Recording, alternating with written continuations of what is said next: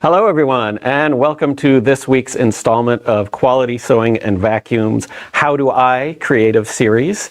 I'm Chris with Quality Sewing, and this is actually my first time doing one of these How Do I, so I'm very excited. I've been in a few other videos here and there, but this is my first time doing one of these live. I'm usually on the other side of the cameras, and today my friend Alyssa is back there helping out, so thanks Alyssa. Today's How Do I is called How Do I Make Hundreds of Quilt Tops from One Quilt Block. And this is the quilt block that I'm going to use today. This is actually my favorite quilt block, which you might be surprised, doesn't seem anything special, but I like how kind of simple it is and clean it is. And the diamond gives it a nice interest. So you just have two primary or main colors, blue and green here, and then an accent color, white in this case. And let me tell you a little bit more about myself. I'm also a graphic designer here, so this is why I like this one a lot. If you ever have gotten our email newsletter, I probably am the one who designed it. If you don't get our email newsletter, you should sign up for it. Actually, if you go to qualitysewing.com and just scroll down the homepage a little bit, there's a form you can fill out to get our email newsletter. Before I do anything about designing, let me show you how I made this quilt. So let's go to the overhead. So I have here my three colors. We'll say this is main color A, main color B, and accent color. Before the video started, I folded my accent color in half, right sides together, and then just pressed it real quick. And what you're going to do is you're going to take one square of main color A and line up your accent color so that the open side is lined up to the top, like that. And then you're going to take main color B and put it face down on top of that, like that. Get it lined up. And then I have Clover Wonder clips here that I'm going to hold everything together. These are great. These are also available on our website. I could use pins. You could use pins if you want, but I inevitably end up stabbing myself because I'm kind of clumsy, so I prefer to use Wonder clips whenever possible. And I'm just going to clip down this like this. Just one more, why not? And then I'm going to sew a seam down this edge over here on the machine. So this machine is the Baby Lock Brilliant. It's a great little machine. It has 190 or 170 stitches, I believe. I think 190. That sounds right. So I'm going to put this down. I have a 1/4 inch foot on here, and I'm just going to get it started.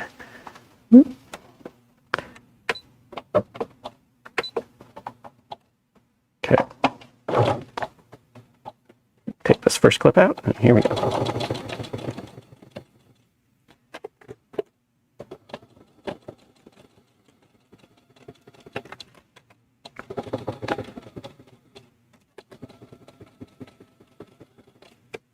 Back stitch. Okay. And then cut it there, and then bring it back to the cutting mat here. Okay, so I sewed down this seam here, and then what I'm going to do is open it up so that the accent color is sticking out, and then flip it over like this. And then I'm going to take my main colors again and do the same thing basically. I'm going to put this one under here so that again the open side lines up with the top, like so. And I like this quilt block, making this quilt block, because it's kind of like a magic trick. It doesn't seem like it should work, but then at the end suddenly it's a quilt block. Line that up. And then let's grab the clips and clip this up.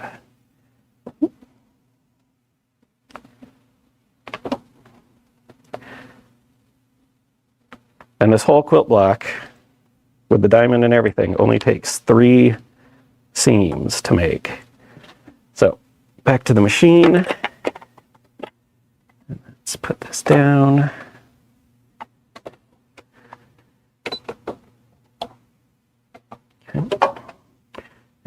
Here we go.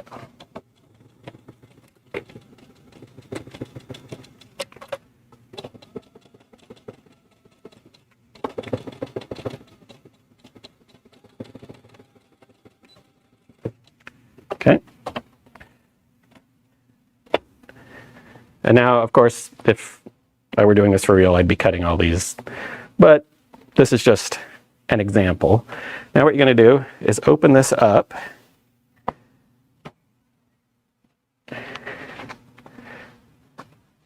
No, it's fine.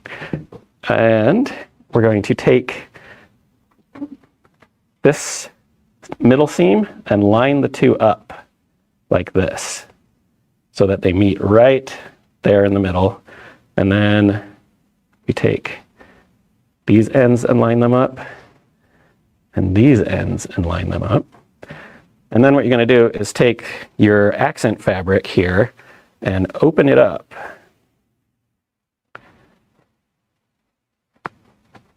to make sure that none of it is sticking back out, because we're going to sew down this edge here.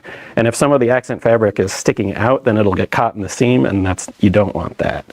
So open that all the way up, line up those seams again here. I'm going to clip that so it stays in place. Oop. Make sure it's in there. And then I'm going to get this here and clip this here. And I'm going to get my edges lined up, clip them. Okay, then I'm going down this side and make sure it's all clipped up down here.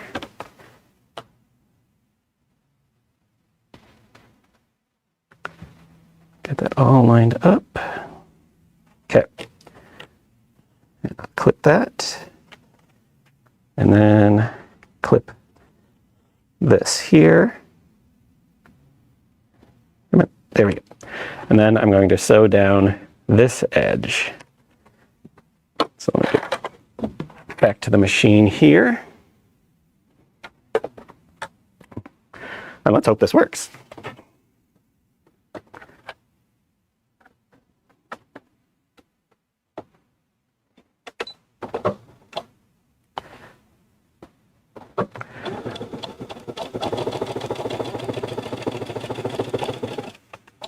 Take the clips out as I go.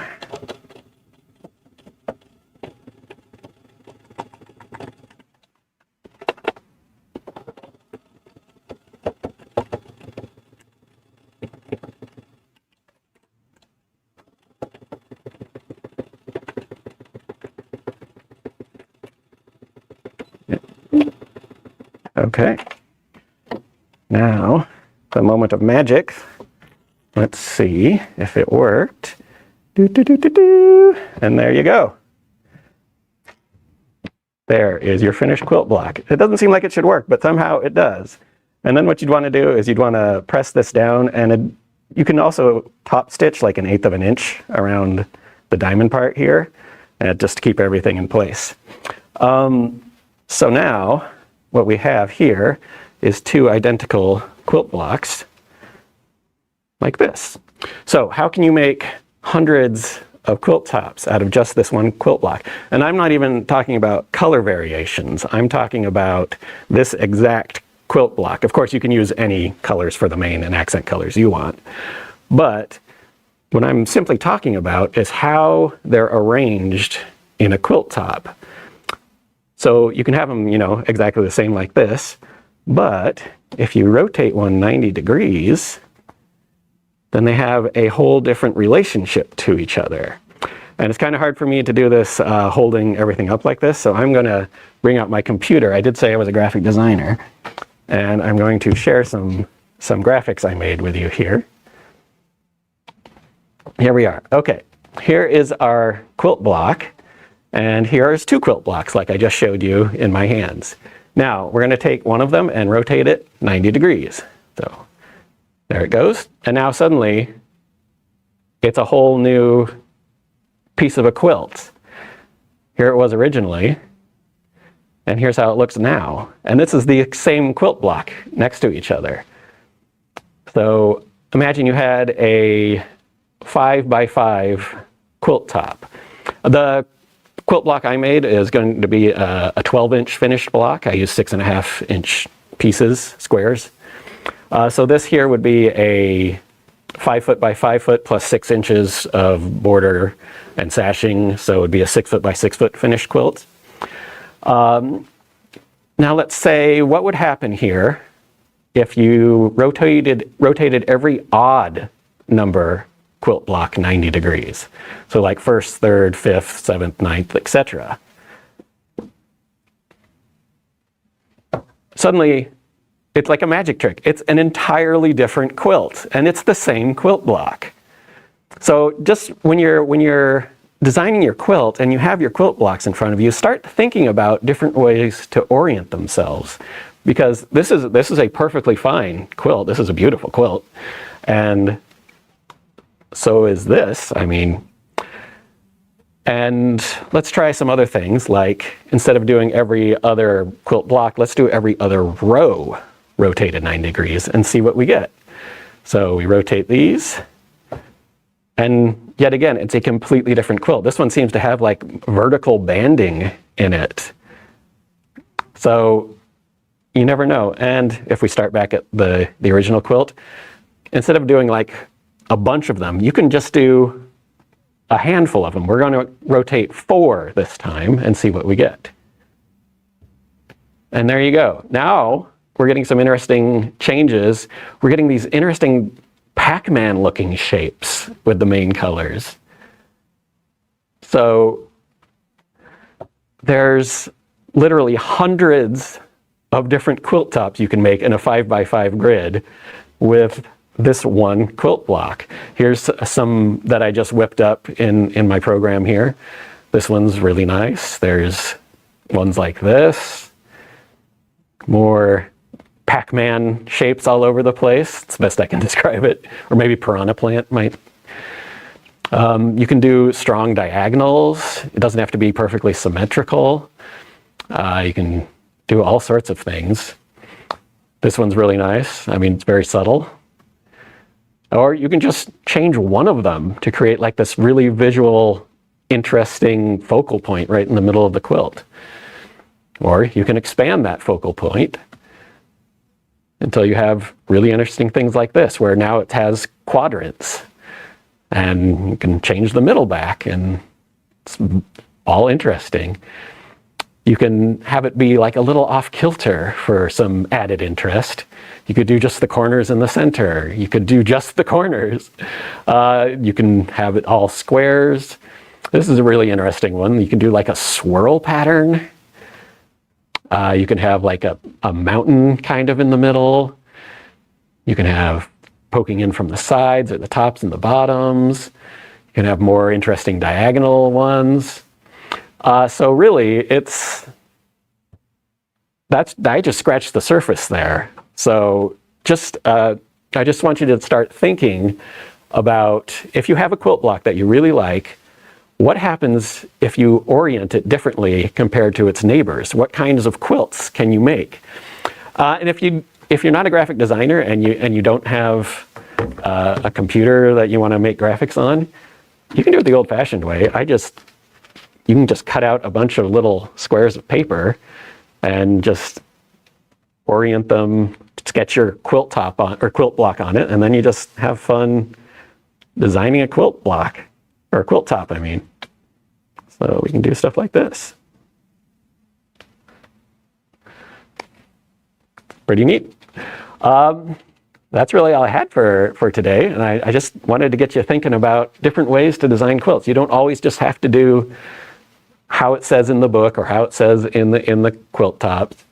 Yeah, you can get some really cool, with this quilt block, you can get some really cool like illusions of curves and stuff because of the way the diamond comes down and goes around. It's still, yeah, it's pretty neat. So yeah, like I said, these wonder clips that I used are available on our website. So is the Baby Lock Brilliant, and sign up for the email newsletter, and you'll see some more of my handiwork. So I've been Chris with Quality Sewing, and thanks for joining me today, and we'll see you next week.